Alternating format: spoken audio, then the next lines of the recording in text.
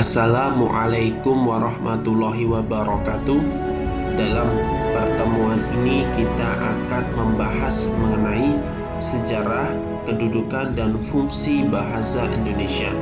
Tentunya bersama saya Arif Setiawan. Namun sebelum masuk dalam bahasan tersebut, saya mohon izin untuk menyampaikan sebuah kutipan untuk pertemuan hari ini. Kutipan saya ambil dari sebuah novel yang berjudul Bumi Manusia, karya Pramudia Anantatur. Berikut kutipannya. Seorang terpelajar harus sudah berbuat adil sejak dalam pikiran, apalagi dalam perbuatan. Semoga kutipan ini mampu menginspirasi teman-teman semuanya yang notabene sebagai seorang yang terpelajar untuk selalu mampu berbuat adil. Kehadiran bahasa Indonesia tentu tak dapat dilepascerahkan dari peristiwa Sumpah Pemuda. Peristiwa yang digadang-gadang berlangsung pada 28 Oktober 1928 ini menjadi tonggak penghormatan setinggi-tingginya terhadap bahasa Indonesia sebagai bahasa persatuan di Nusantara. Terdapat 3 pernyataan penting dalam isi Sumpah Pemuda. Pertama, kami, putra dan putri Indonesia, mengaku bertumpah darah yang satu tanah air Indonesia. Kedua, kami, putra dan putri Indonesia, mengaku berbangsa yang satu, bangsa Indonesia. Ketiga, kami, putra dan putri Indonesia, menjunjung bahasa persatuan, bahasa Indonesia. Realitas kebahasaan di Indonesia menunjukkan bahwa bahasa yang ada atau dipakai di Indonesia tak hanya bahasa Indonesia, sebab terdapat bahasa daerah dan bahasa asing. Ketiganya hadir, saling mengisi, dan tak jarang kerap saling mendominasi antara satu dengan yang lain. Ketiganya pun memiliki kedudukan dan fungsinya masing-masing. Pertama, kita akan membahas mengenai kedudukan dan fungsi bahasa daerah. Jumlah bahasa daerah yang ada di Indonesia begitu luar biasa banyaknya. Sayangnya, tidak semua bahasa daerah mampu bertahan. Berbagai faktor menjadi sebab punahnya suatu bahasa daerah. Misalnya saja, ketiadaan penutur.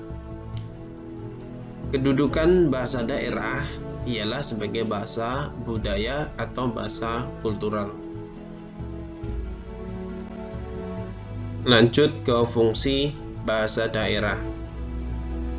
Bahasa daerah memiliki beberapa fungsi, antara lain peneguh bahasa Indonesia yang memiliki peran sebagai sumber kekayaan dalam memperkaya bahasa Indonesia, lambang kebanggaan dan identitas daerah, alat perhubungan dalam keluarga dan masyarakat daerah, sarana pendukung budaya daerah, dan sarana pendukung bahasa Indonesia dalam dunia pendidikan sebagai bahasa pengantar pada tingkat permulaan di daerah tertentu.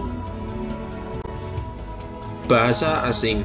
Beberapa bahasa asing yang terdapat di Indonesia antara lain bahasa Inggris, bahasa Arab, bahasa Prancis, bahasa Mandarin, dan bahasa Jepang. Bahkan kelima bahasa asing yang disebut itu menjadi program studi di beberapa universitas di Indonesia.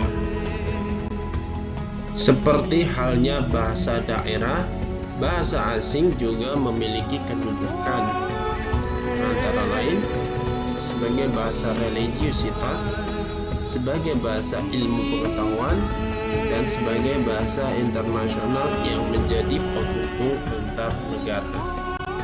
Sementara itu, bahasa asing juga memiliki beberapa fungsi, antara lain sarana dalam kegiatan religi, sarana penggalian ilmu-ilmu baik religi maupun pengetahuan dan teknologi, kemudian sarana perhubungan antar bangsa dalam menjalin berbagai kerjasama.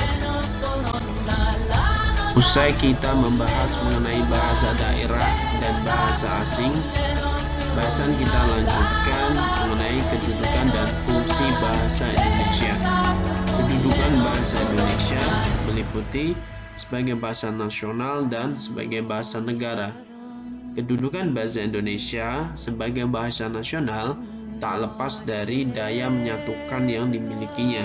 Sementara itu, kedudukan bahasa Indonesia sebagai bahasa negara tak lepas dari hal ihwal yang bersifat formal dalam penyelenggaraan kenegaraan. Fungsi bahasa Indonesia sebagai bahasa nasional meliputi: pertama, mempersatukan berbagai suku bangsa yang memiliki ragam perbedaan, terutama perbedaan bahasa dalam tanda kurung bahasa daerah. Kedua, menumbuhkan rasa kebanggaan, sebab tidak semua negara memiliki bahasa nasional. Dan yang ketiga, identitas nasional, dalam tanda kurung identitas politik dalam pergaulan internasional. Fungsi bahasa Indonesia sebagai bahasa negara meliputi: pertama, bahasa Indonesia menjadi bahasa resmi dalam penyelenggaraan negara, dalam tanda kurung bahasa resmi kenegaraan. Kedua, bahasa Indonesia menjadi bahasa pengantar dalam dunia pendidikan. Kemudian yang ketiga, bahasa Indonesia menjadi bahasa penghubung pada tingkat nasional antara pusat dengan daerah guna perencanaan dan pelaksanaan pembangunan sekaligus pemerintahan. Itu tadi kurang lebihnya bahasan mengenai sejarah, kedudukan, dan fungsi bahasa Indonesia. Sebagai penutup, saya akan memberikan sebuah pantun untuk teman-teman semuanya. Mahasiswa milenial sungguh luar biasa, selalu bersemangat untuk memberi yang lebih. Matur nuwun untuk semua perhatiannya, dan tentunya cukup sekian dan terima kasih. Dan pastinya selalu dukung channel ini dengan cara klik like, klik subscribe, klik lonceng agar mendapat pemberitahuan mengenai video-video terbaru dari channel ini. Semoga bermanfaat. Sekian. Assalamualaikum warahmatullahi wabarakatuh.